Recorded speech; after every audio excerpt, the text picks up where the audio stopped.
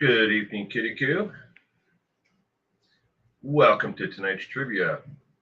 I hope you are having a wonderful day today. Dip a dot. Good evening. Welcome to tonight's trivia. I hope you had a great weekend. It is hot, hot, hot here where I am.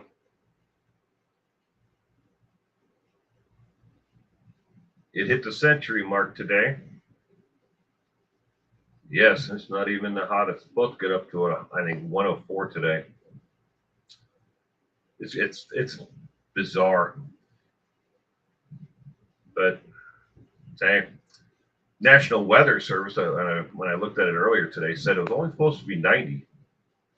And then I was like, oh, looky there. It's actually hotter than that right now. I have been well. Hot, but hey, complaining about the weather, and it being in the triple digits, when you live in the desert, it doesn't do you any good. And I wish I lived somewhere else, but this is where I decided to call home. Sprinkled donut. Good evening, sprinkled donut. Yes, and happy Sunday to you as well.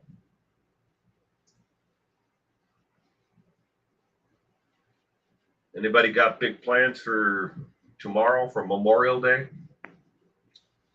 Planning on barbecuing or getting together with family? I don't have any plans at all. Wife's off work, kids out of school for the day. So I forgot that my Dahmer notes were the ones I couldn't find. I'm winging it. Oh, we just got back from watching the new Final Destination movie. Was it good? I haven't seen it. Then again, it's probably been years since I've been to the movie theater, Kitty Coo. I don't even watch television. Or every once in a while I'll turn on Netflix. I mean, that's once in a great while.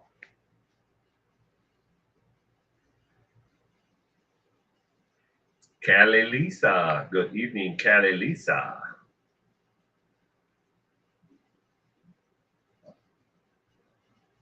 Your Dahmer notes are mixed with Bundy. It's just a mess. Ooh, well, I'm sorry, Pippin. You want some Bundy trivia?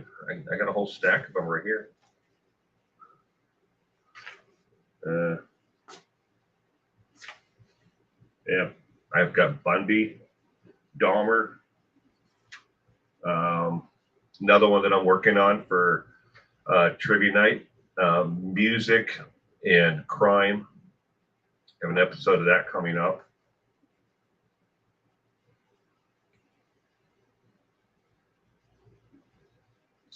I don't know when that's going to be done. Now I think got up to 20 questions. I have like 10. I'm halfway there.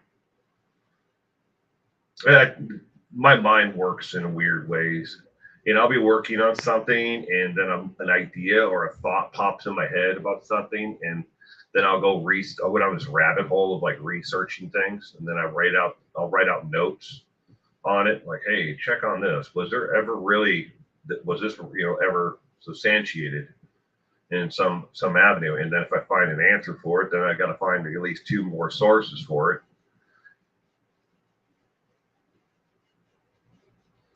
You learn so much about Bundy each time. He was definitely a sick man, perverted man.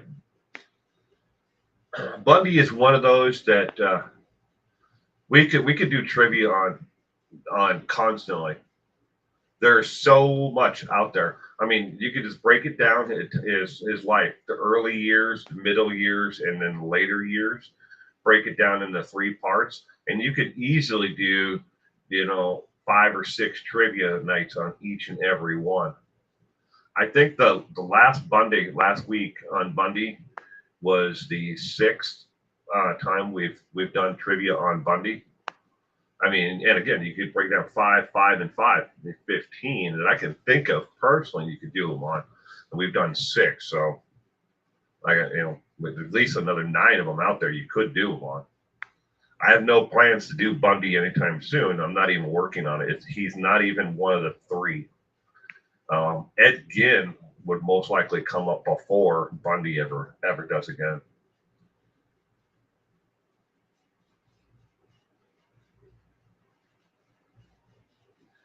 That's a good one. Don't forget to include the Boomtown Rat song, right? Yeah, I used to do trivia around crimes in the music industry or crimes in Hollywood. Kind of got away with it from that because viewership didn't seem to jive with that as much as the true crime that was not related to Hollywood, because a lot of what happens in Hollywood best to stay in Hollywood. So, but anyways, all right, ladies and gentlemen, let's get tonight's trivia going. And Colleen, 41, good evening. And congratulations to the Indy 500 winner. Who was the Indy 500 winner? I don't know. I don't watch a lot of auto racing. Not that I have anything against it. I used to race myself, but not in Indy, but in stock car. But I was not the driver. I was on the pit crew. But anyways, let's get tonight's going. This is the 358th episode of True Crime Trivia Night. 358. Tonight, all the questions are on Jeffrey Dahmer. And the Finn, good evening and welcome to tonight's trivia. The Finn. This trivia night strictly adheres to factual evidence and verified data from the FBI, the Department of Justice, and Scotland Yard when needed. It does not include conspiracy theory speculations or unverified claims of what may have happened. If you are seeking sensationalism or content related to similar theories or lies spread by those who can't be bothered to do the research, and there's an awful lot of that on the actual topic, this event and topic may not be right for you. Neither I nor my advertisers or sponsors associated with this content shall be held responsible for individuals under the age of 17 accessing this material. It is age restricted on every avenue that I stream to. Additionally, we are not liable for the comments of or live chat messages, as they do not necessarily reflect the views of, or opinions, not for YouTube, but that has to be said for Facebook and anyone who places ads and sponsors the content on Facebook. Facebook is a giant freaking dumpster fire, and people feel that they can say whatever the hell they want about anyone or anything without being held accountable for it. Because if they get their Facebook deleted, they just start another one tomorrow or the same day, or they already have 12. This program documents actual crimes and offenses by criminals. Some of the content covered here may not be suitable for all audiences. Viewer discretion is advised. With that said, question number 1 is now on your screen. Let me get myself in my little window here. Hello, Will, it is the window. Oddly, if you think about it, Jeffrey Dahmer took not 1, but 4 IQ tests. What was his average IQ? That we're looking for the number for his average IQ on between the 4. We're taking the results of all 4 of them. What was his average? Was it A, 165, B, 132, C, 183, or D, 145? Broken Justice, good evening. Welcome to tonight's trivia. I hope you had a pleasant weekend. Oklahoma is okay. For the abbreviation, okay for Oklahoma. What was Jeffrey Dahmer's average on the 4 IQ tests that he took? In case you're wondering, 3 of them were administered by clinical psychologists, and 1 was by an outside source that came in and actually helped a therapist who wanted to, Jeffrey had requested to do another one.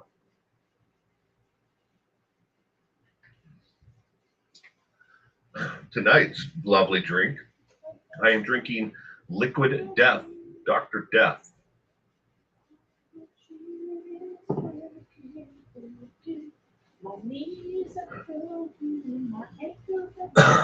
Okay, if you're when you walk in and I'm streaming, it's my wife again, for all those who were wondering. Come say hello again. She has a heck of a way of making her appearances. No, in that little window right there. Here, let me make it big so you can say hello to everybody. Now they can only see your torso. Obviously, your head's out of frame. There you go. Hi. Hi again. Do you have a message for my viewers tonight? Sorry, I was singing about all of my broken joints. I didn't. I'm sorry, I thought you were editing, honey. I heard your voice. I thought you were editing. I just came to get the pizzas. I was going to start dinner because the kids are hungry. Yeah. They're in the freezer right there. Yeah. Love you. But we gotta quit. I could take this voice on tour, right? All of my shit is broken. Right. My knees are broken. My ankles are broken. We're old. It's a hit. We're old. Yeah. Yeah. Old and broken. I mean, just getting out of bed in the morning, some days it's just a chore. It's just like, oh great, what's gonna hurt today? Yeah, don't tell anybody. But I was on my way to the job site the other day, and I went back to get my seatbelt. Oh, yeah, don't do that. 3 days. Yeah, 3 days. Oh, only 3 days. Only 3 days. It was a minor injury. Wow. Yeah. Hi. Hello, pretty Crystal. Hello, Miss Wills, the sprinkled donut. Hand waving, pink waving hand from Kitty Q. I think those are supposed to be emojis in our. Yeah, I know.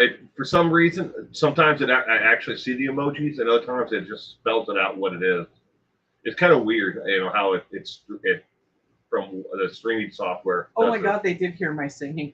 Yeah, it was beautiful. I'm so sorry. It's beautiful, beautiful singing. I'm just like, I went full screen, then I was about to turn off the camera because I didn't know if it was. I heard someone coming. And I didn't know if it was little man coming down the hallway or if it was you at first. And then you got closer, and I'm like, oh, it's you again. Yeah. Sorry. Hey, we needed a break. We're only on question number 1. Oh, see, yeah, perfect time for a break. Right. You have the first question, and then you take a small break. Right. Yeah. Yeah. So. Yeah. Well, I will. Kelly Lisa says hi. Yeah. Love you. Love you too. So just so you know, they're all in that bag. I'm gonna get the pizzas. Okay. Yeah, they're all in that bag.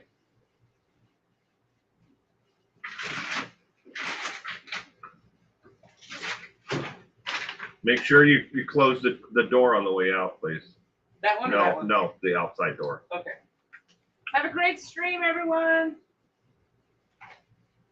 Is Bluey on your wife's shirt? Well, who's on your shirt, hon?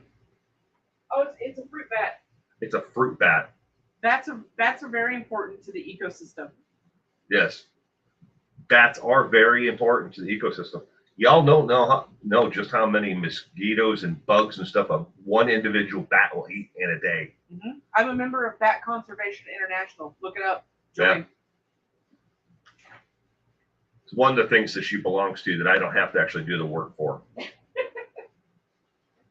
All right, let's get back to the trivia. All right, question number 1, the correct answer to what was Jeffrey Dahmer's average score on the IQ test? The correct answer is D as in dog. 145 was his average. Again, he took 4 Couple he scored lower, couple he scored higher, but when you take the average of them, all of them together, he scored a 145. Question number 2. While in high school, Jeffrey was known for doing a Dahmer. What was that? Was it A, murdering gay men, B, faking a seizure, C, drinking heavily, or D, watching Scooby-Doo on weed? Question number 2 of 20. While in high school, Jeffrey was known for doing a Dahmer. What was that?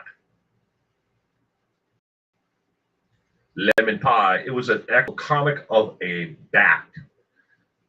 My wife is a member of the Bat Conservation Network, along with she's also a member of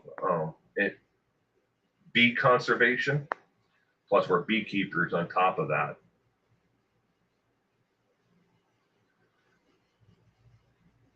The left-handed RN, good evening. Welcome to tonight's trivia. I hope you had a great weekend. Purple, good evening, Purple. Welcome to tonight's trivia.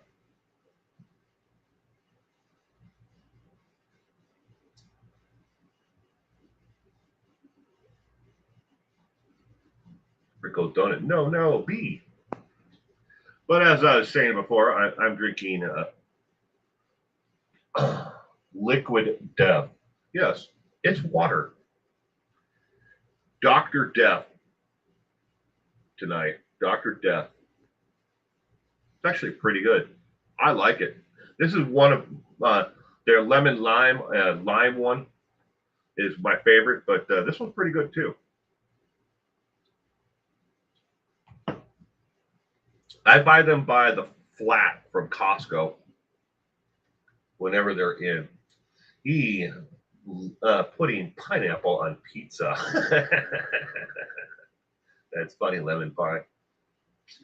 Yeah, my wife she came in to actually get the pizzas out of the freezer that's in the hallway here. We have 2 freezers, deep chest and an upright.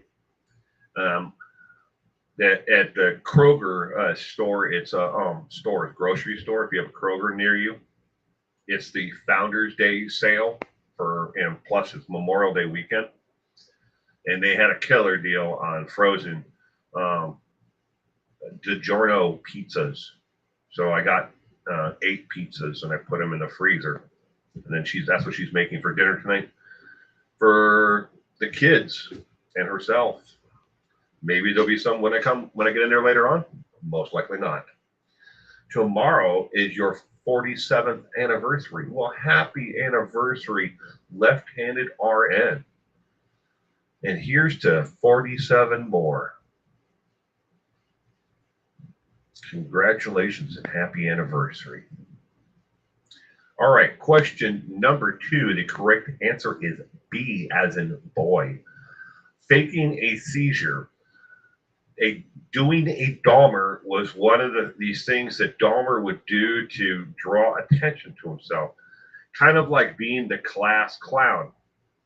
He would be walking down the hallway and he'd throw his papers and books up in the air, and then he would fake having a grand mal seizure, so people would stop and look at him and pay attention to him, and then he'd just get up and walk away, leaving everything that he'd thrown everywhere on the ground. Screw it. He decided, I don't need this stuff. That's what he would do over and over again. They called everyone around him, called it doing a Dahmer. When he first started doing it, people were really worried about him. If there was something, actually wrong with him, if he had some kind of seizure disorder. But then they realized it was all just a gag to draw attention to him, and they called it doing a Dahmer.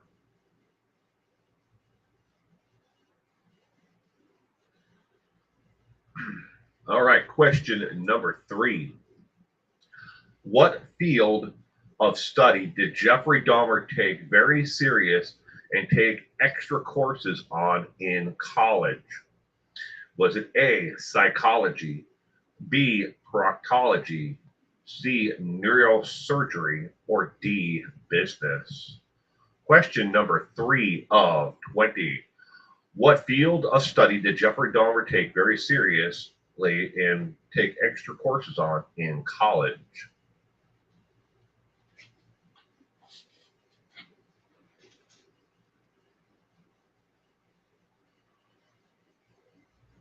Bad seed. There was definitely something wrong with Jeffrey Dahmer. I don't know if it's bad seed, but psychologically, there was a lot of things that were wrong with Jeffrey Dahmer. He was trouble for a very long time. Sprinkled donut, I would have to agree with that. It goes back way before he ever started collecting roadkill along the road. And he did that with the encouragement from his father. His father actually encouraged him, as a hobby to learn about anatomy from roadkill. He showed him how to not only dissect but how to preserve the remains of the animal itself. That was something that him and his father did. Yay. Couldn't teach him archery or something else as a hobby, or stamp collecting, or baseball cards. Nope. Roadkill. All right. Question number 3. The correct answer is B, business. In college, Jeffrey Dahmer was trying and was working towards getting a degree in business administration. And he took extra courses on business in the business field because he took it very seriously, and really wanted to study business and learn how to become an entrepreneur. But it didn't work out for Jeffrey. Eventually, his urges and his desires to live a different lifestyle than what he considered. Now, these are Jeffrey's words, a lifestyle that was not of the norm, end quote. Did you know the very first victim of Jeffrey Dahmer was Anthony Spears? The very last victim Jeffrey Dahmer's was known by his nickname Anthony or Tony. And I do believe he spelled it with an I, Toni, not Dony, but I could not confirm how exactly he spelled it as a nickname. But that was his last victim. Question number 4. Already on a downward slide in life and stability of psychology, what branch of the armed services did Jeffrey serve in? Was it A, the U.S. Space Force, because that's real? B, the United States Marine Corps? C, the United States Army? Or D, the United States Navy? Question number 4 of 20. Already on a downward slide in life and stability of his psychology, what branch of the armed services did Jeffrey serve in?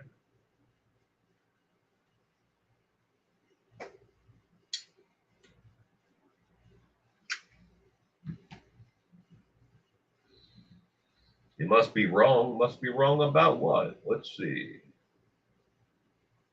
Last question was. It's not that you were wrong about being a bad seed. That's a good way. I mean, if that's how you want to describe it, a bad seed. I just don't think that their people are born bad. I think that a lot of what happens to and what makes someone a killer is a lot more environmental, and the things that happen to them within that environment, lack of early education, abuse, alcohol, drug use in the family. I think all of those things, and insecurities around food, all of that, I think aids to someone going down the wrong road, the wrong path.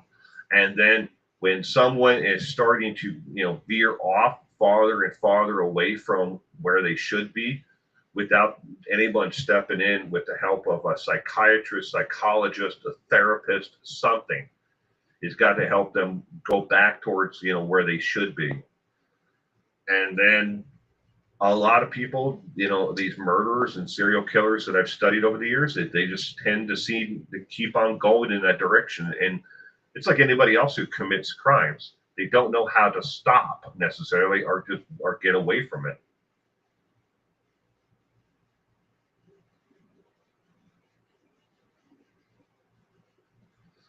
But I don't think there are people that are both. That's my own personal opinion, though. I don't that people are a good seed or a bad seed.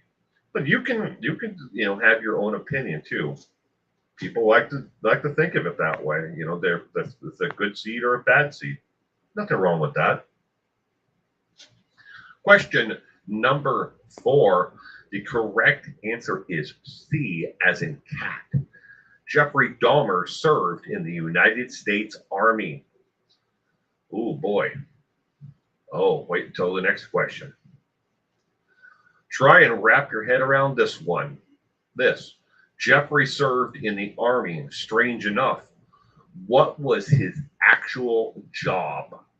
Was he a psychologist, B, a cocaine dealer, C, a combat medic, or D, a shipping agent?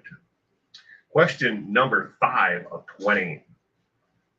Try and wrap your head around this. Jeffrey served in the Army. Strange enough. What was his actual job? Good evening, every lady in seclusion works. Welcome to tonight's trivia.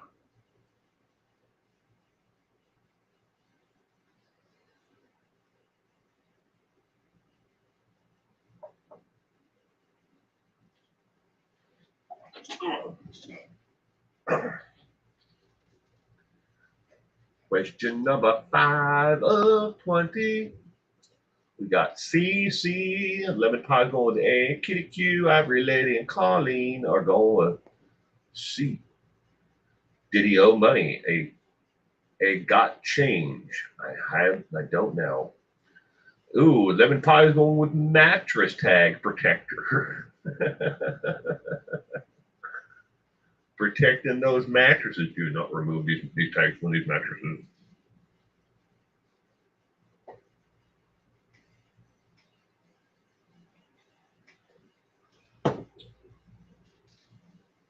Pippa Dots going with C.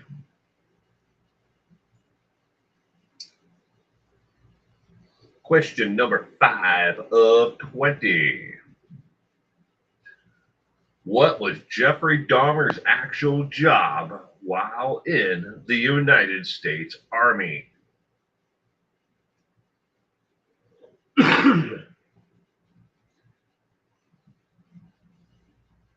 Lieutenant RN is going with C.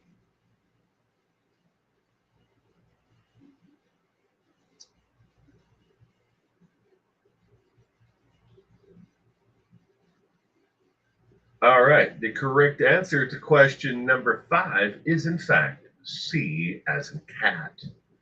Combat medic. Imagine that. Jeffrey Dahmer as a medic in the United States Army.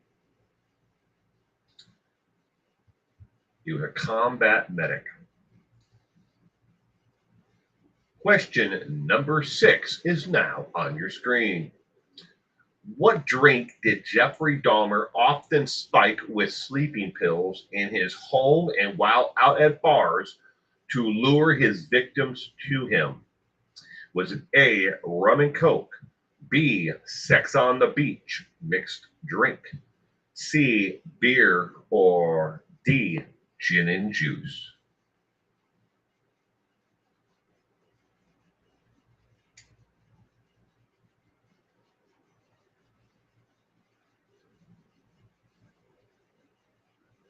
What drink did Jeffrey Dahmer spike with sleeping pills while in his home and while out at the bars?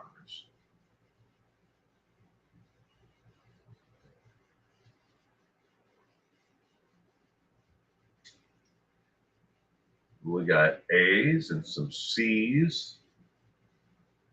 And Lieutenant RN, Pip and Dot are both going with A. So is Sprinkled Donut. I zoned out on the last question. It is terrifying. He was a medic. Yes, a combat medic in the United States Army. The Finn is going with A. Ivory Lady is going with C.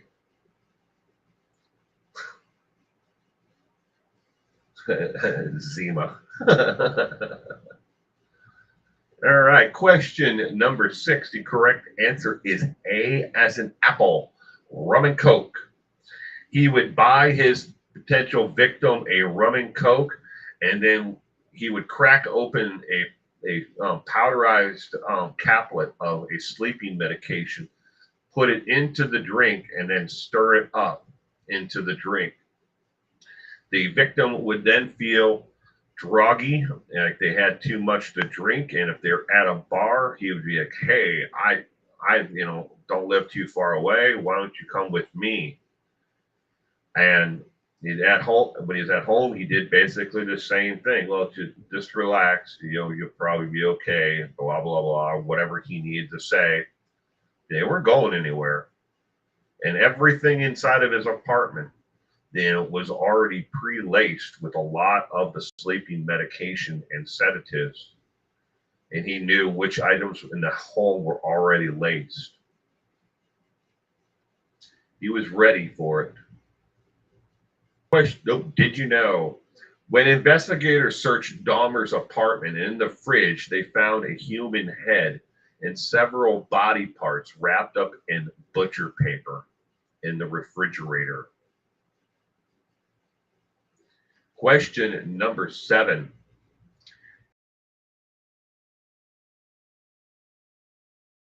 Religion in prison. Was it A, he hated it, B, he loved it and was baptized, C, he couldn't care less about it, or D, you're a sucker for following it?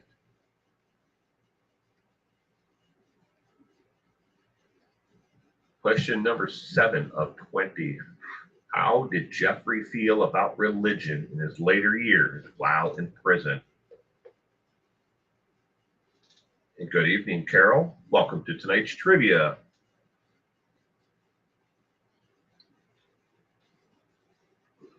I hope you had a great weekend, Carol. Glad you could be here with us tonight. How did Jeffrey feel about religion?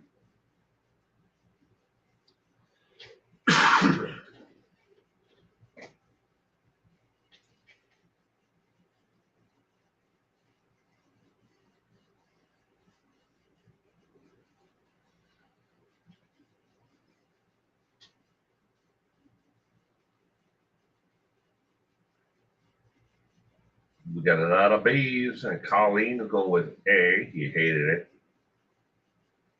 B, A got change, and going with B, purple, the Finn, Pippa, Dot, Lieutenant RN.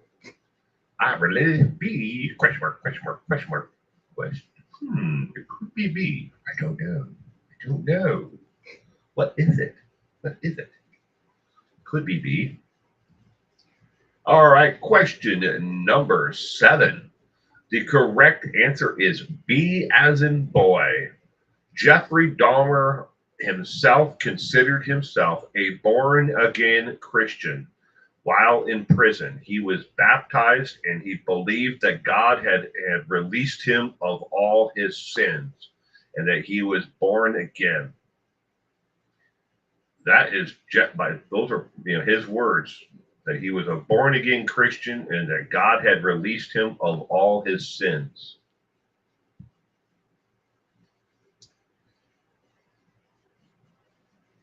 Question number 8.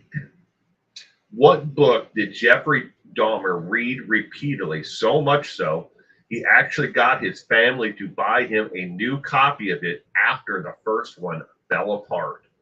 Was it A, Satan Loves Me, This I Know, B, To Kill a Mockingbird, C, The Case for Christ, or D, See Dick Run, Jane turns tricks.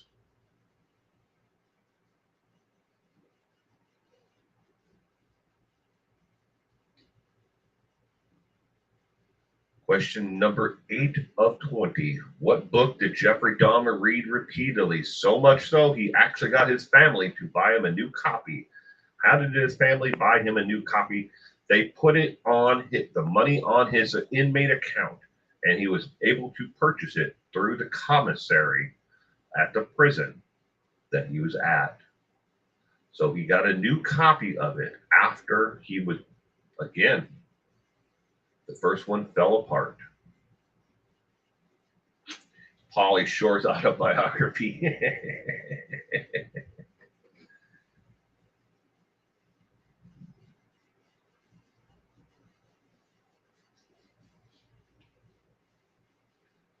Got a lot of bees. Carol, Purple, Colleen, Ivory Lady, Pippa Dot, all going with B. Oh, Jeffrey Dahmer, question number 8. The Finn is going with B as well. Jeffrey Dahmer. What book did he read repeatedly? So much, so the first one fell apart, and his family was able to give him the money to buy another one. The answer to question number 8 is C as in cat, The Case for Christ. He started reading the book, The Case for Christ, before he was baptized and born again in prison. He actually received the book when he first was, after he was first arrested and was being held in the county jail.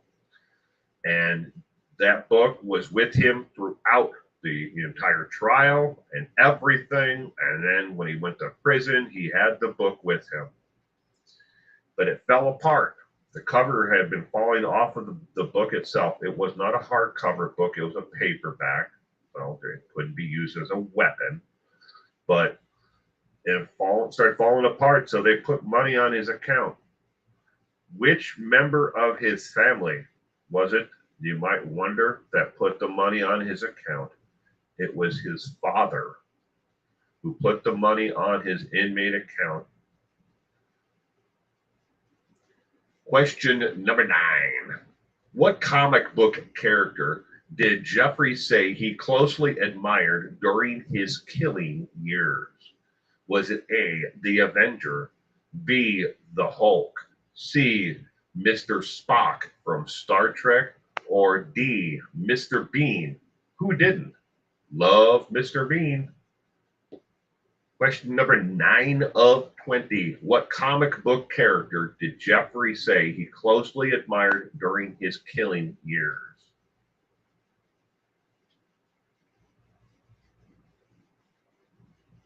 Oh, Kitty Q. All of those books are real. Satan Loves Me, This I Know is a real book. I have a copy of it. I don't have it nearby. It's over there on the shelf over there. But Satan Loves Me, This I Know is about people who are into occults.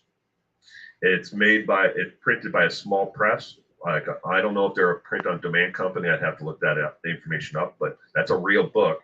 See Dick Run, Jane Turns Tricks is about people who had been sex trafficked. That's a real book written by a survivor who was forced into the sex industry.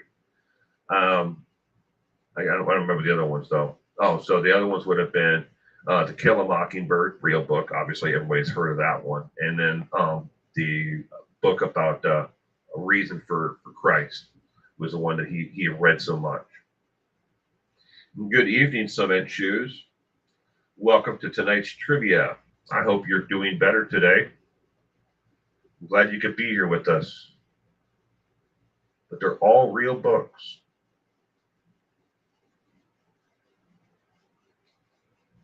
All right, what comic book character did Jeffrey Dahmer admire during his killing years?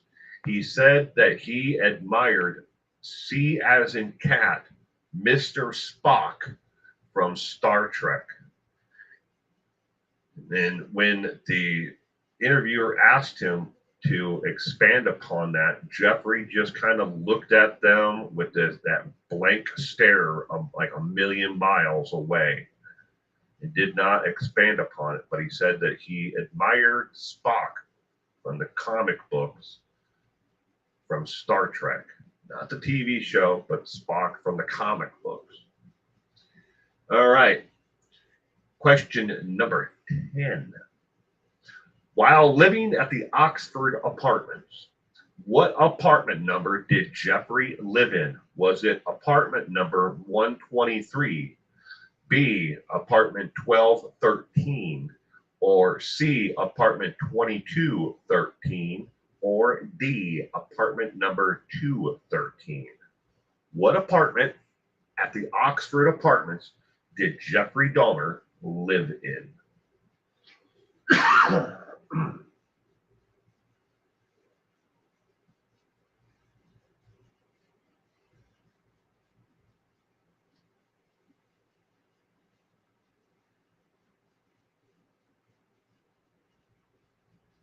Was it Caladisa? Was that a recent stream about Israel Keys? I'd be interested in watching that. A lot of misinformation about Israel Keys out there, ladies and gentlemen. You got to be very careful about what you believe.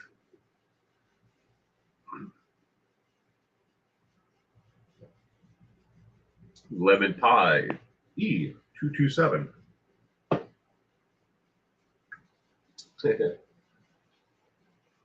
But I'd still be interested in watching. I've watched quite a few different live streams and videos about Israel Keys. There's a lot about Israel Keys' life that a lot of people don't realize and we don't know about. He was a man of mystery, and a lot of the mysteries that he took with him, we'll never know. How many kill buckets did he actually hide? Were they in, 20 states, 5 states, 3 states? How many, did he hide them in Canada? Are they only in America, in the lower 48? Questions like that. What he took to the grave with him. Why did he feel that he needed to, the last victim, when he took her debit card and went to the bank, he had to know that he would be on video. Why would he spend so much of his time before that avoiding any place where he could be seen on video or anyone could see him? But then the last one, he went to the bank where he knew he would be on video.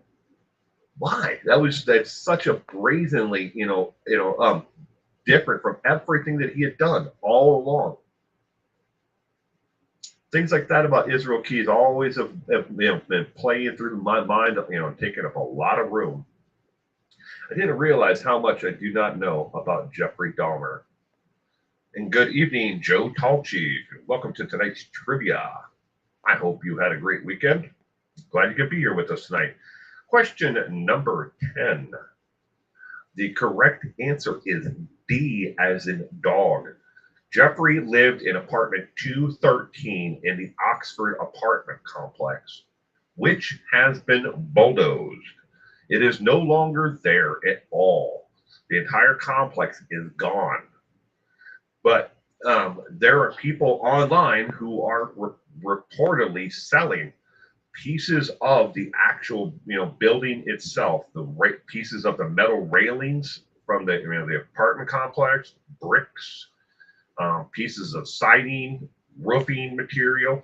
The entire thing had to be gated off, and this was real. They had to, as they tore it down, they had to have security there because there were so many fans who wanted to collect up little pieces of the complex itself as they were tearing it down, that they had to put up a fence and protect it with security and then they had to move all the stuff off site and not tell anybody where they were taking it. Some people tried to follow the construction crew as they were carrying it down and loading it up in the trucks and taking it away. They were afraid. Look, these people are going to come dig this stuff up. But there are people out there online who are selling pieces of the actual building itself. And thank you very much for being a member for 48 months. Something to talk about. Thank you very much. And for each and every one else out there who is a member, a channel member, that definitely and helps support this content. And I'll never be able to truly express just how grateful I am for each and every one of you who support this content in all the different ways that people do. All right, that is the first 10 questions of tonight's trivia. As normal, if you're new here, after the first 10 questions, we take a break. You go do what you need to do for the next 7 minutes, for the next 7 minutes. But while you're on break, shotgunning beers, drinking a fifth of whiskey, smoking a bowl, making a sandwich, using the facilities, whatever you're doing, I'm going to cover cases of people who are missing and endangered. This week's cases are from the state of Alabama, Charlie Project, NamUs, and the FBI. With that said, I work with the National Center for Missing and Exploited Children, the Charlie Project, the FBI, NamUs, the DOE Network, just to name a few, along with local and federal authorities to bring, shine a spotlight on missing cases.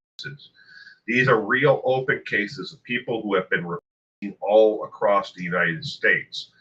That these people are dead someplace.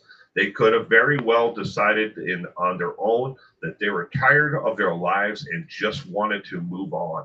And we have one in particular tonight where that very well may be the situation, where she just decided, screw this, I'm out. And she didn't take herself out. She just moved on. She just decided, I don't want to be here anymore. I don't want to be with these people or around these people anymore. I'm leaving. With that said, let's get to the first case tonight.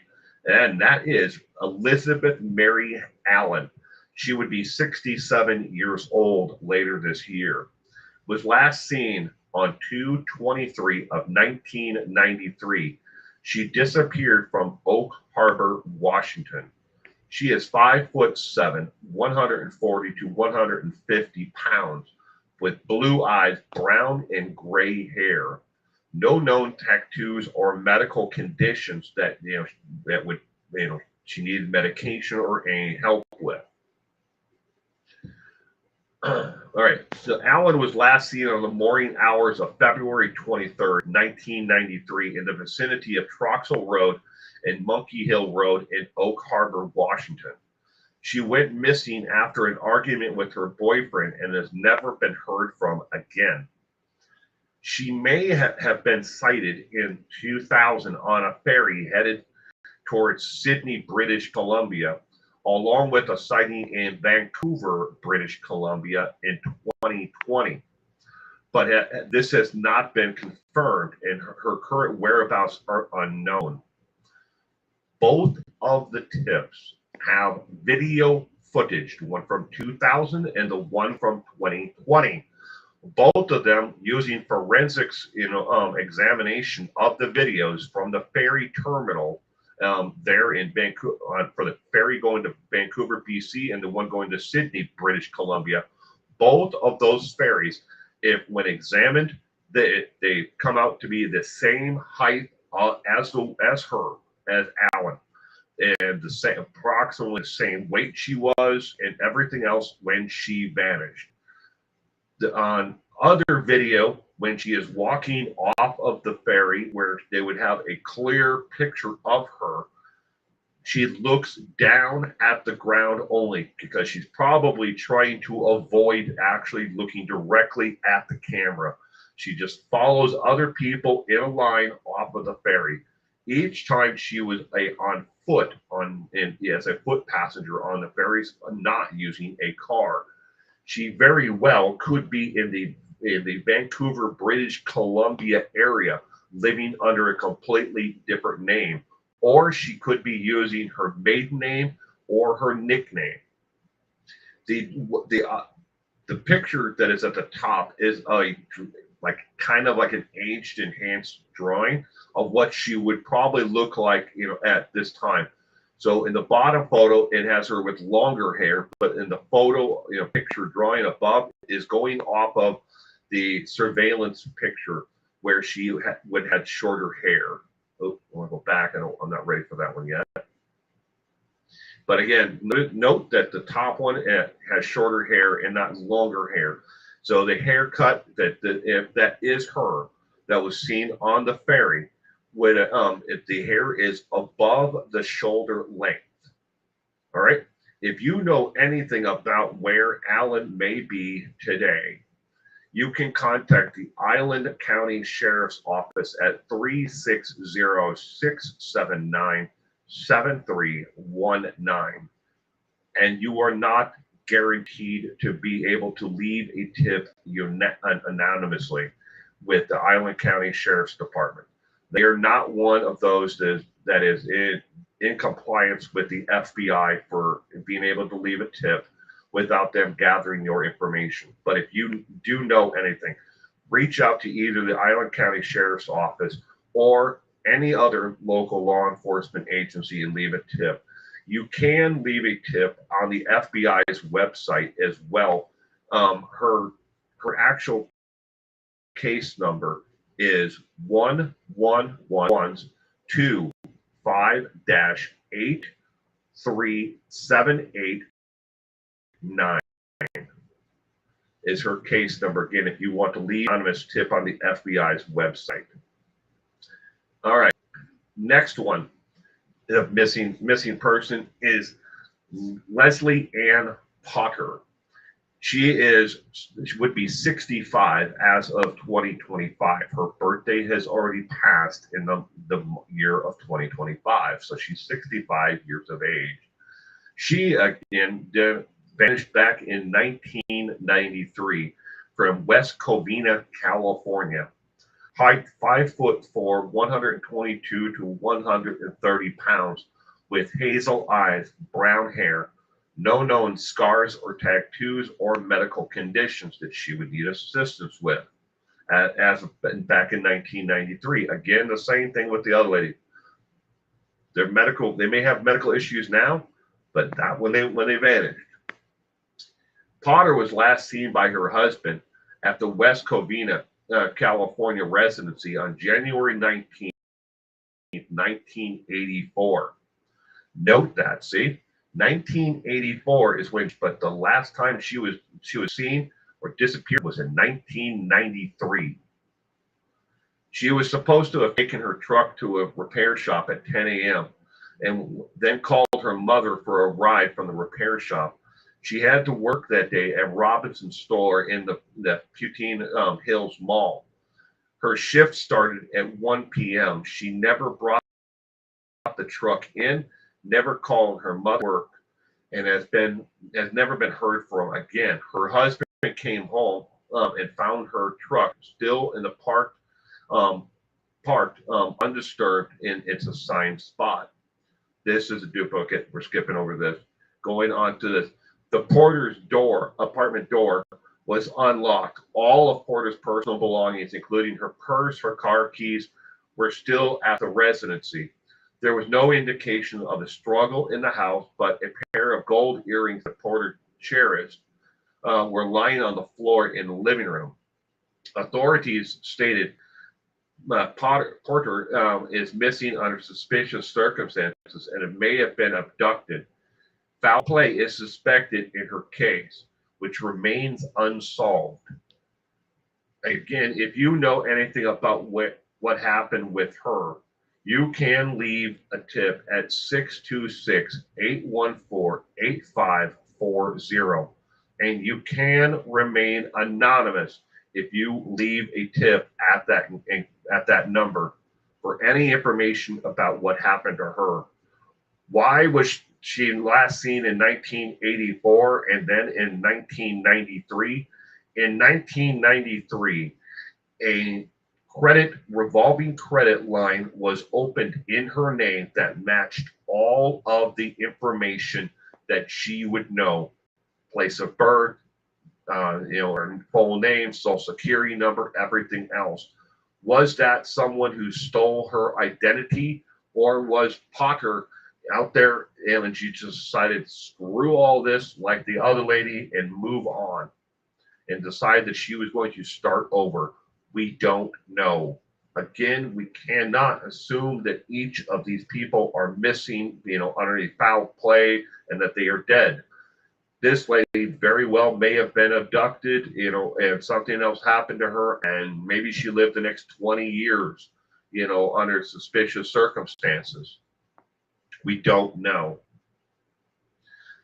Your break time is not over with yet. You have 2 minutes and 6 seconds left of your break.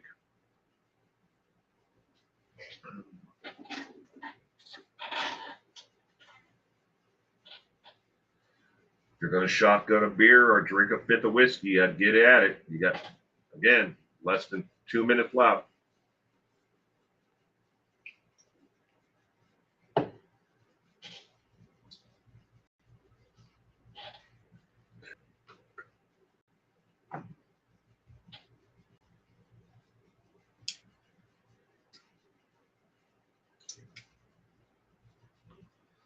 I truly hope you're feeling a little bit better, if not a lot better, Cement Shoes.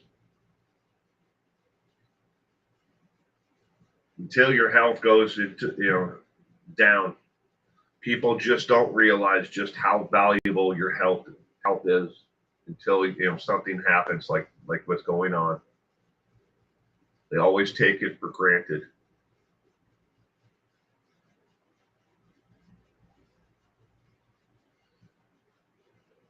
And Purple, you're hanging in there too. That's good.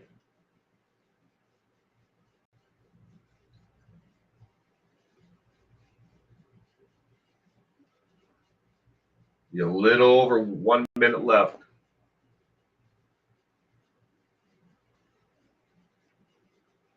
Gayla, good evening, Gayla. I hope you had a great day today.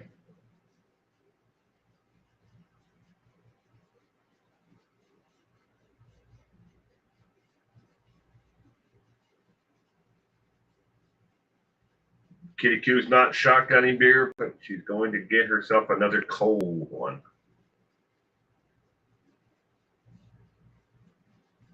And Joe Tall Chief thinks he may have COVID. I'm sorry. Purple's been in bed for 2 days. Your hips are killing you. I'm sorry about that. That hurts.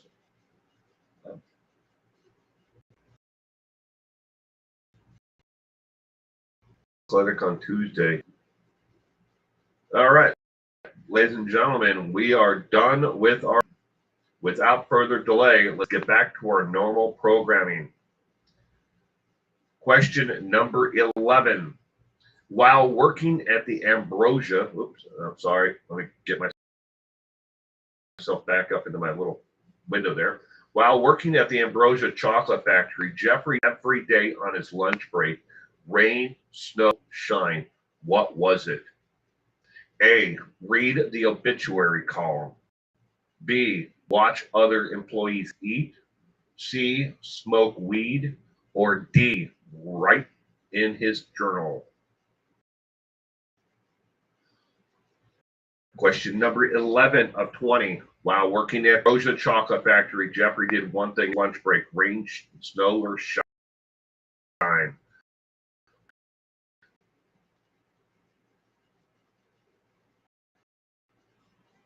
Dirk McGiggity, good evening. When typing, don't make any mistakes. 411 will read what the teleprompter. Mr. Frosty. I hope you're doing well, and welcome to tonight's trivia.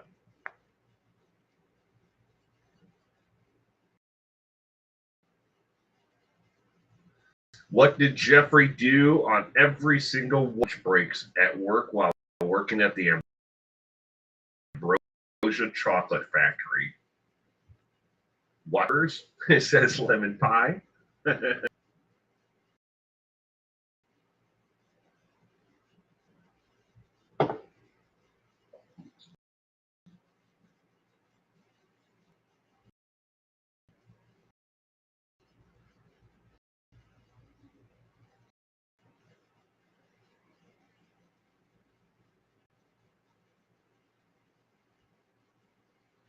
Thanks, you're just listening. It's all right. I hope you're doing well, though.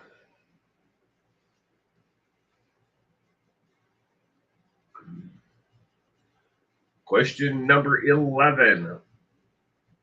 The correct answer to question number 11 is B, as in boy.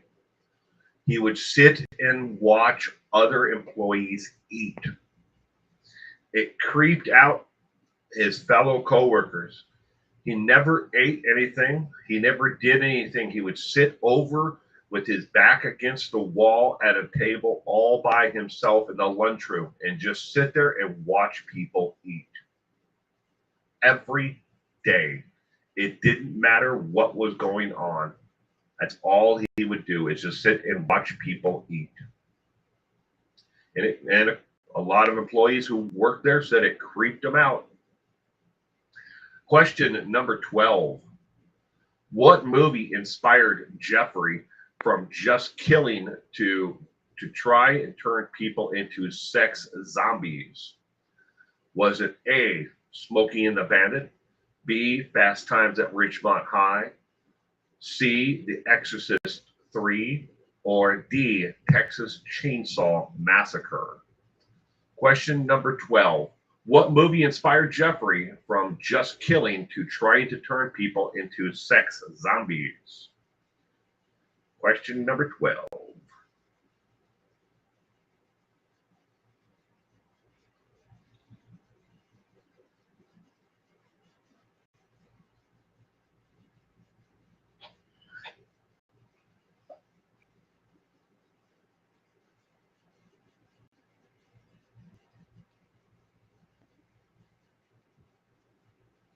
That is creepy that he just watched people eat. Could you imagine someone just doing that every day, though? Every day you take your lunch break, and in the lunchroom, some people are sitting there eating and talking, and others are just eating. And Jeffrey would just sit there and watch you. Why? Why is that guy always sitting over there watching us?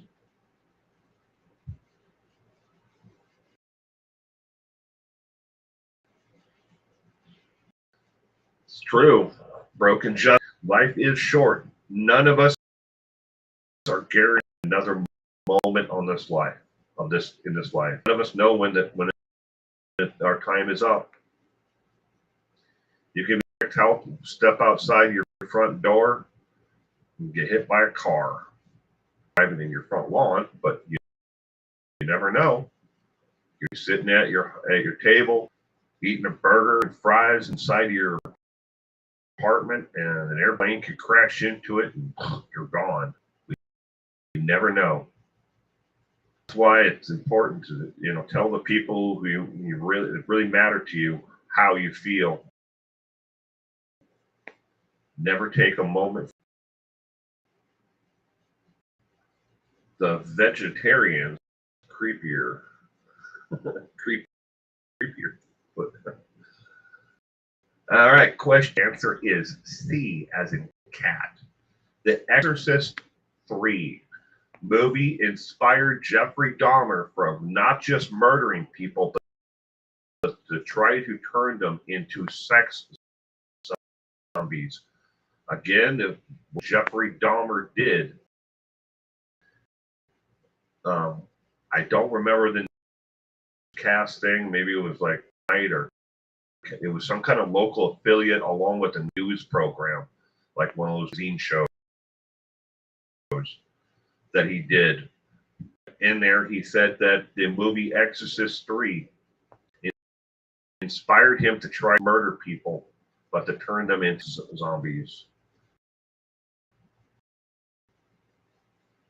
Question number 3. What reoccurring dream did he start having and would continue even to the weeks of his murder in prison? Was it A, being killed in B, reading any Daybell books, C, being forced to read the Bible, born as a cat? Question number 13 of 20. What reoccurring dream did Jeffrey start having in high school that would continue even to the weeks prior to his murder in prison?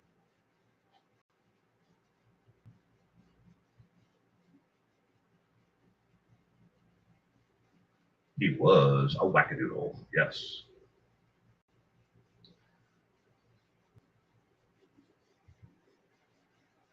Jeffrey Dahmer.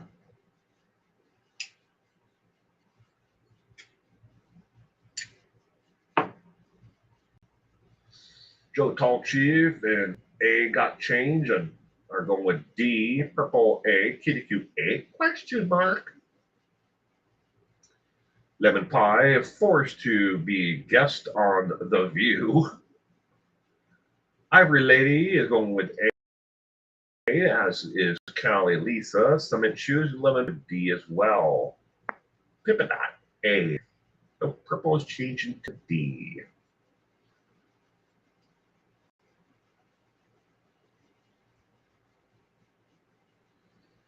Question number 13. The correct answer is A as in apple. He said that he had this long time recurring dream that he would be murdered by someone and then would be brought back to life. That he'd be murdered and then be brought back to life. He said he had this dream. It started when he was in high school and it continued to that day when he was in the actual interview, that he had it just recently. Over and over again, having the dream that he would be murdered and be brought back to life. Did you know in prison, Jeffrey Anderson and Christopher Scarver were his roommates?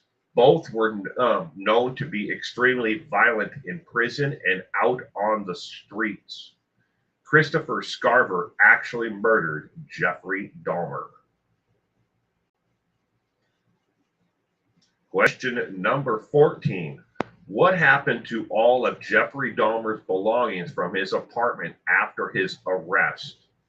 Was it A, they were sold at auction, B, purchased by a group and destroyed, C, given to his family, or D, purchased by Barry Morphew?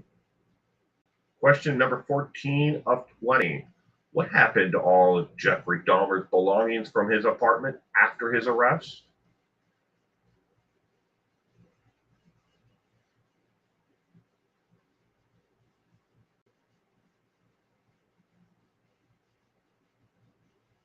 It looks so normal. The picture you see here on the left is Jeffrey Dahmer. On the right is the actor who is in the video by the Talking Heads, Psycho Killer.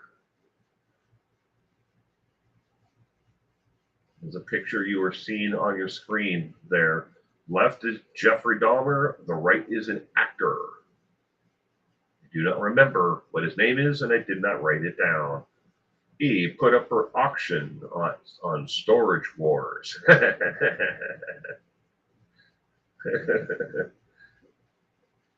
So what would that be? That would have been Barry.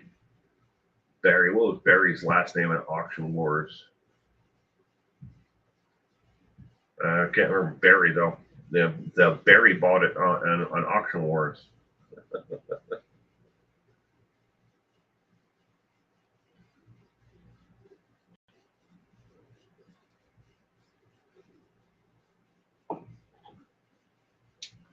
Can you imagine buying this storage unit? No, I cannot. Question number 14 of 20. The correct answer is B as in boy.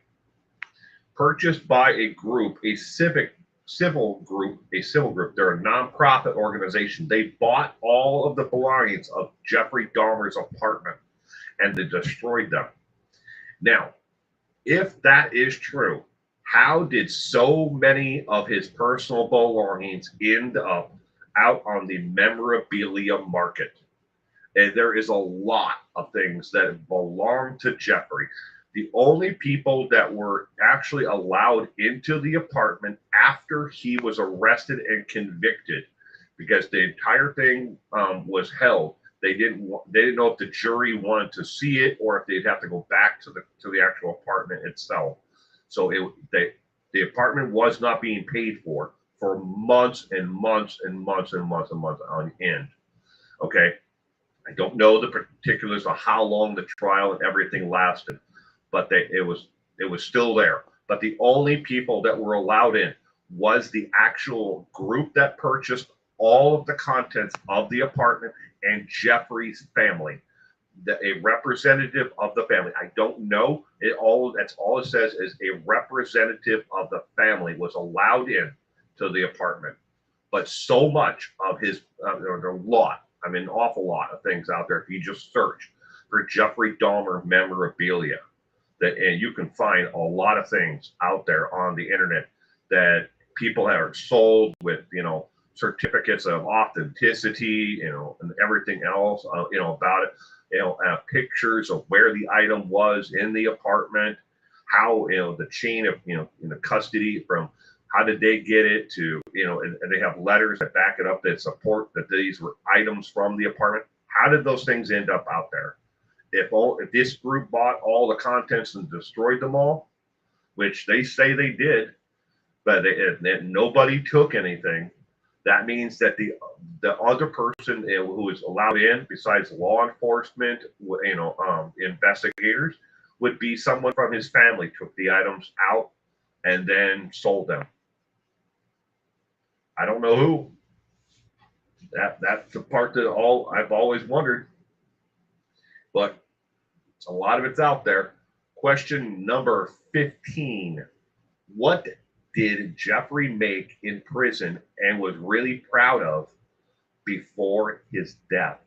Was it A, an altar of skulls out of clay, B, a human head with a spike made out of clay, C, a blanket for a dog, or D, an 800-piece quilt? Question number 15 of 20. Craft and art time. What did Jeffrey make in prison and was really proud of before his death?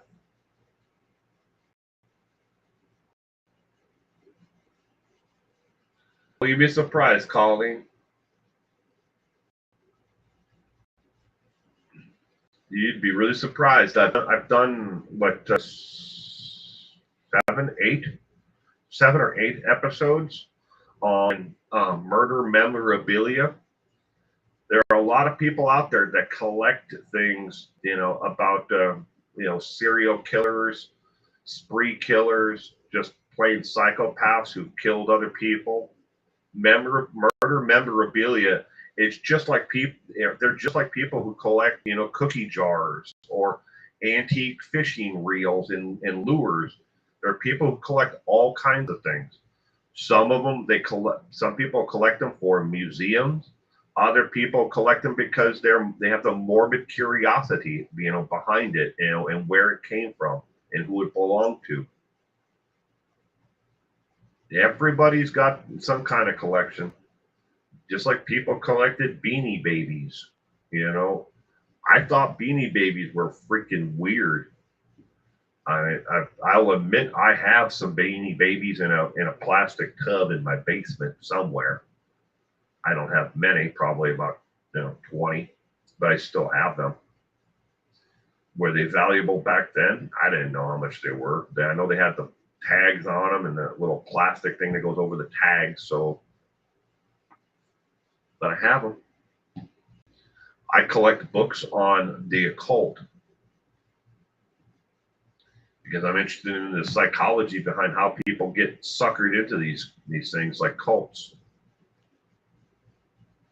Purple's going to hedge her bets on going with A, B, C, and D for question number 15. The correct answer to question number 15 is A, as an apple. In arts craft time class, Jeffrey had built a small miniature altar of skulls. And it would have like a chair like area in the middle and then little tiny skulls all the way around it. But it was an altar of skulls made out of clay. Jeffrey was known for doing things like this throughout his entire time in county lockup and in prison. He would form his food into things that phallic symbols, male genitalia, and then he would use ketchup to look like to make his food look like it was bleeding, from the tip of it, whatever. You kind of get what I'm saying here. I don't want to get too graphic. And then he would eat it. And he would do this over and over again to gross out other people if they sat next to him or if they saw him eating. This is something that Jeffrey did over and over again, and it was for the shock and awe, just like when he was in high school, doing the Dahmer, throwing himself on the floor. It was pay attention to me, but don't pay attention to me, is what Jeffrey wanted over and over again, above nothing else. He wanted people to pay attention to him, but he didn't want the attention at the same time. Weird, but that was Jeffrey. Question number 16. Jeffrey smoked an awful lot of illegal weed that was most likely spiked. What was his go-to way to drown out the thoughts of needing to kill, though? What was it? Was it A, beer, B, vodka, C, rum, or D, LSD?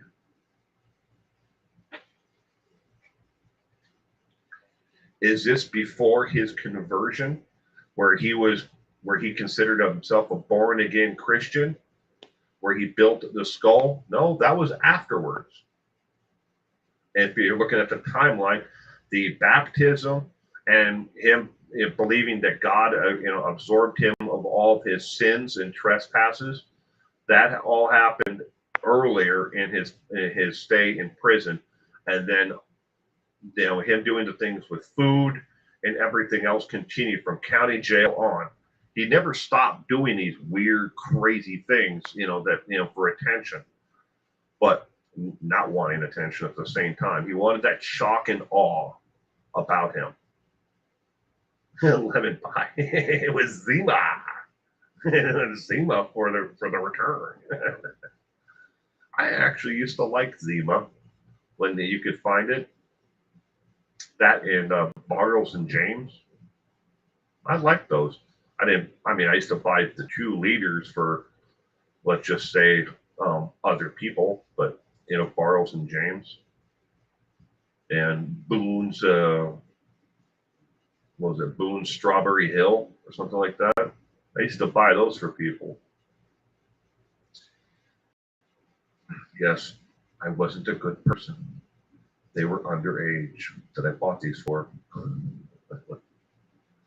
My dad liked rebuilding classic cars. He rebuilt a Model T all by himself and sold it. No roadkill. That is super cool. Cement shoes that your dad was into doing, rebuilding, cars, especially a Model T. One of these days, hopefully before I die, I'll finish my truck. In my other garage, I have a 1971 Ford F100 that I have been working on now for almost 6 years. We stripped it all the way down, the frame's done. It's been powder coated, and the things have been fixed on it. The bed, it was perfect. There was no rust on it. And it was a lone survivor truck that was originally from New Mexico, so it didn't rot away with all the rust. But eventually, I'm knocking on wood. I will be able to eventually finish it before I die. Only girl didn't girly drink I like was tequila sunrise. Then someone said it wasn't girly. LOL. All right, question number 16. The correct answer is A. His go to alcohol was beer, Budweiser beer. Jeffrey drank an awful lot of Budweiser beer. That was his go to thing, besides smoking a lot of weed that was most likely spiked. After leaving the U.S. Army, Dahmer had several part-time jobs. Eventually, he got a full-time employment at Miami Sunshine Sub Sandwiches before moving on to Ambrosia Chocolate Factory. I have to look into this. I don't know why on this particular one it keeps on moving the did you know down underneath each other. I don't know. It's got to be something with the formatting of this actual one. I got to look into it. I got to get that fixed. Question number 17. What method did Jeffrey take to preserve the bones of his victims? Was it A, he kept them in water? B, he kept them all in the fridge? C, he painted them? Or D, he covered them with paper? Broken Justice collects clowns. People collect all kinds of things. Yeah, it might be creepy and weird that people are into murder memorabilia. I've never shown up for an execution, of someone. But there are people who do that, who travel the United States just to show up at the executions of other, death row inmates. And I'm not joking. There are actual tourist groups that you can sign up for where they offer accommodations and everything else. So you get a hotel and you get transportation back and forth from the execution, from the prison where the execution may be taking place. These people get together and trade, things amongst themselves, memorabilia. That's been going on as long as we've been a country. When there used to be public executions, people used to make a day of it. They would all gather and have a picnic lunch, throw out a blanket, and sit and they take their kids and they go watch a hanging, right there in the town square or wherever the gallows were built. And they had souvenir like little coins and ribbons that for the execution of whoever it was.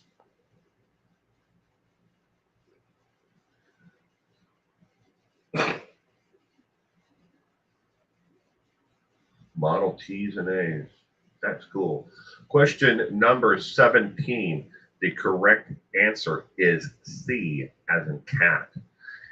Jeffrey Dahmer would strip the bones of all material that could rot, flesh, muscle, everything, using the acid barrels that he had in the apartment.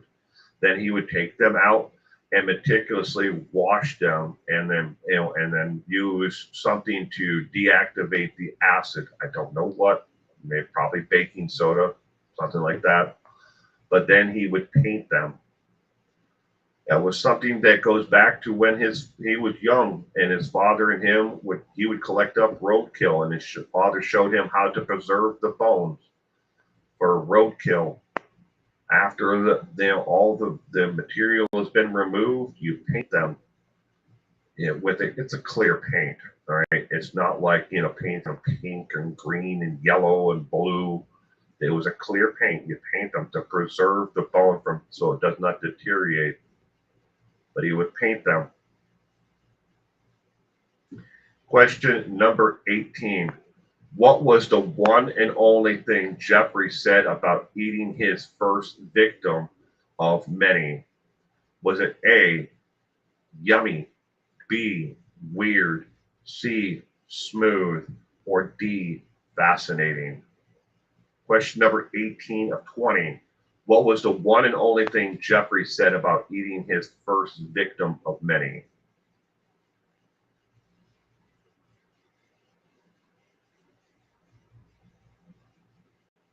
Joe Tall Chief, you're getting these wrong.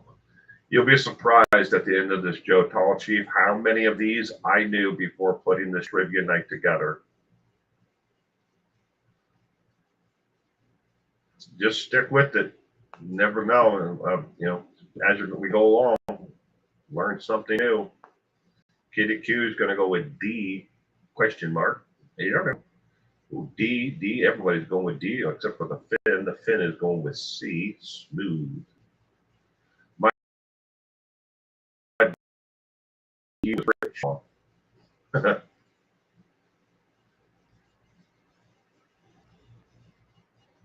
I don't think I've ever been rich. I mean, I had a job once where I was making six figures a year, but I absolutely hated my life. I really did. I couldn't stand anything about my life. All the money in the world that I could ever need, it didn't change anything for me. Being rich, being poor, happiness can be found, without the money. I'd rather be broke like I am now than be rich and be absolutely miserable like I was then. Sprinkled Donut's been listening and driving, had to go pick up your offspring. Alrighty. Question number 18, the one and only thing he said about eating his first victim. The correct answer is D, as in dog. He said it was fascinating. Question number 19, how did Jeffrey Dahmer refer to his compulsion in police interviews? These are actual quotes, or could be real quotes from him. A, something I deal with. B, it's all right but fascinating. C, uncontrollable obsession. Or D, it was a Barry Morphew effect. At question number 19 of 20, how did Jeffrey Dahmer refer to his compulsions in police interviews?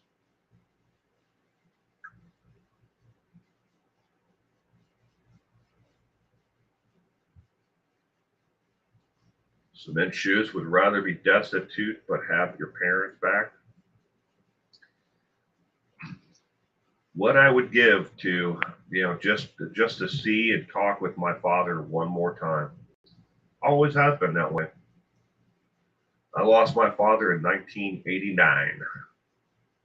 I've always wondered, you know, what if would he be proud of me and who I've become and what I've done with my life, how I've triumphed over the adversity.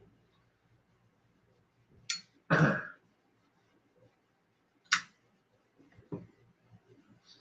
can't ask my mom. I mean, she's inside my house right now, but my mom is a head trauma survivor, and she has the intellect of like a 10-year-old on a good day. She can't do anything for herself. Or the Snooki syndrome. But my mother cannot do anything for herself, and she doesn't remember the past at all. So, and a lot of people are going with C. Jeffrey, they believe Jeffrey said it was an uncontrolled obsession. Question number 19. If you guessed C, you are correct. He told police that it was an uncontrollable obsession, that he was obsessed with being around these people, to keeping them with him, to finding the next one. He could not control it. It was an uncontrollable obsession that he thought that he was very close to figuring out how to turn an individual into a sex slave. Jeffrey Dahmer's idea of how to turn someone into a sex slave. If you don't want to hear this, Mute your computer or device right now. He would give them sleeping pills and drugs and knock them out so they are unconscious. Then he would drill holes into their head and insert acid and other things into their brains, into certain parts of the brain. Then he would bandage them up and see if it worked when they woke up, if they did from that, and if they were if he could turn them into a sex slave. Unbelievable torture that some of these people went through before he would finally dispatch of them completely.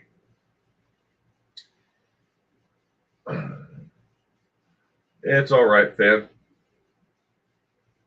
It's one of the things that we have to deal in this world. You never know. Question number 20. What was the one thing Jeffrey Dahmer said made him jump from roadkill to killing Anthony Sears? Was it A, the urge to taste blood? B, Palm 69, 69, 69? Or C, a car accident he had seen? Or D, fear people would know he is gay? Question number 20 of 20. What was the one thing Jeffrey Dahmer said made him jump from roadkill to killing Anthony Sears?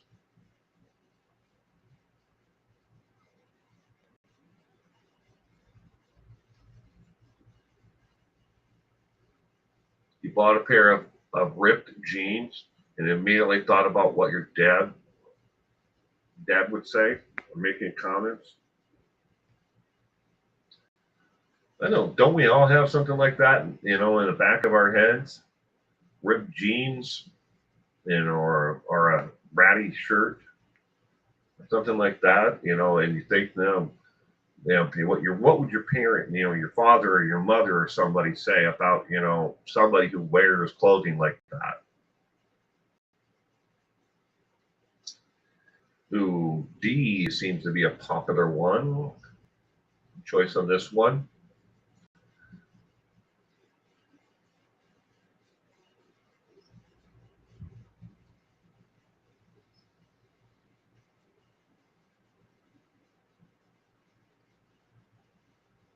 Question number 20 of 20.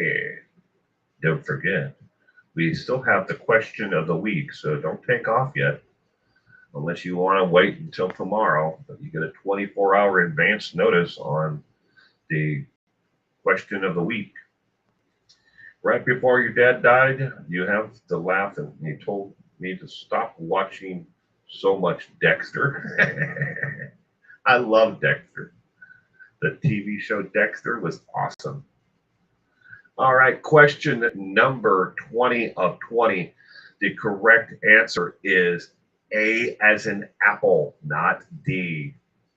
The urge to taste blood. In the interview with law enforcement, they asked him, how did you, decide that you were going to kill Anthony Sears? And he said, the compulsion of seeing him over and over again. And he wanted to know what it would be like to taste blood. That was in the police interview. Did you know, according to a former collector of murder memorabilia, again, there are thousands of personal items once owned by Jeffrey Dahmer out there in the market. All right. Of the 20 questions that we had on tonight's trivia, ladies and gentlemen, I only knew 11 of them before putting this trivia together. I would have gotten a C right in the middle for a C. This is completely optional to give yourself a letter grade. Some people like to keep track of how many they got right, and others don't. That is okay. We are just here for fun and for educational purposes only, and to hang out with friends. It is not required that you give yourself a letter grade. Sneak peek at the question of the week. Should executions of inmates be carried out in public again, like they used to? Before we moved executions behind a prison wall, all executions used to be done in the town square or someplace in town.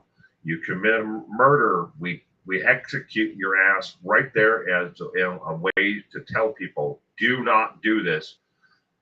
Should that be brought back? A, yes. B, no. C, maybe depends on the case. Or D, I have no opinion on this. I like Snickers bars. Do you? Completely optional, Dave. That you don't have to answer it now. You can answer it tomorrow on the community tab as well.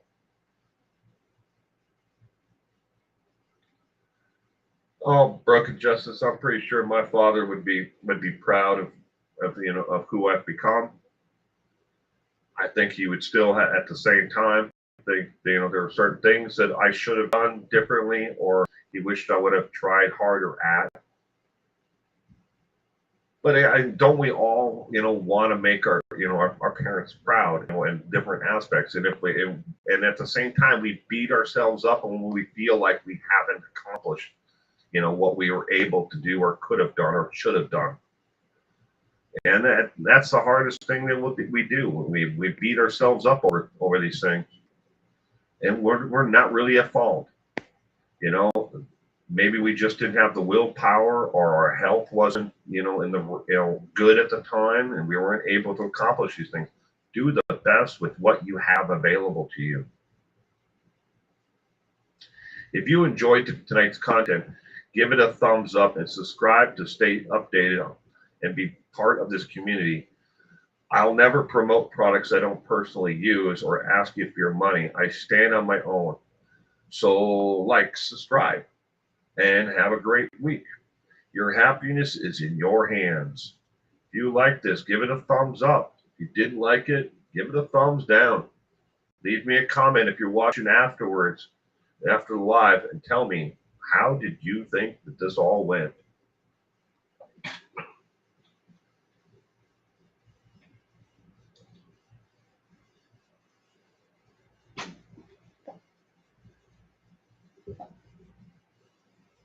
Super thumbs up, says Pippadot.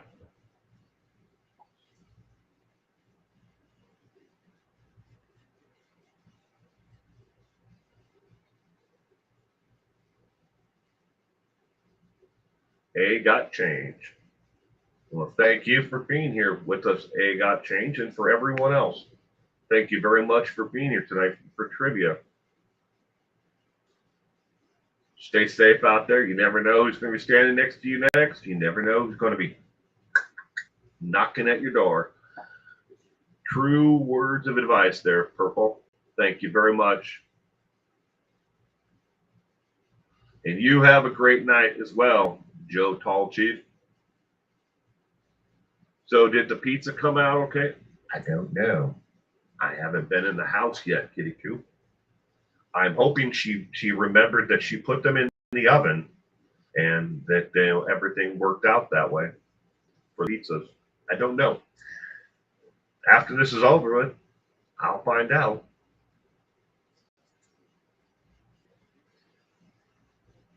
Go get me some pizza. I will, Pippadot. I will. Please tell Miss Crystal hello.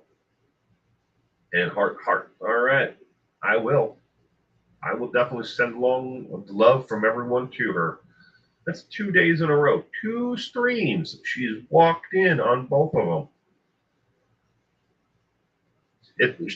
Her days and times are a little mixed up because she's had Thursday, Friday, Saturday, Sunday, Monday, and Tuesday. This is 6 days off for her. She has a doctor's appointment on Tuesday, so she's off on Tuesday. But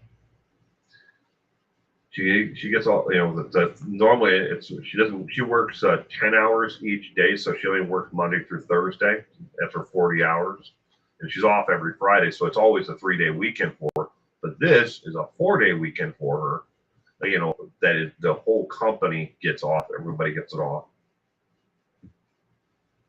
Special thanks to everyone who served and protected our country. Well, thank you, Crafted Evidence. Thank you very much. Did I just go live? Crafted Evidence every Sunday night at 4 p.m. Pacific Standard Time, 5 o'clock Mountain. That is 7 o'clock Eastern Time or 12 o'clock midnight if you're in the UK. We do trivia, 4 p.m. Pacific Standard Time. Excuse me. So I have just an hour and 40 minutes, but I'm about to wrap up tonight's trivia. Again, I want to thank everyone for being here and for everyone who supports this channel and content.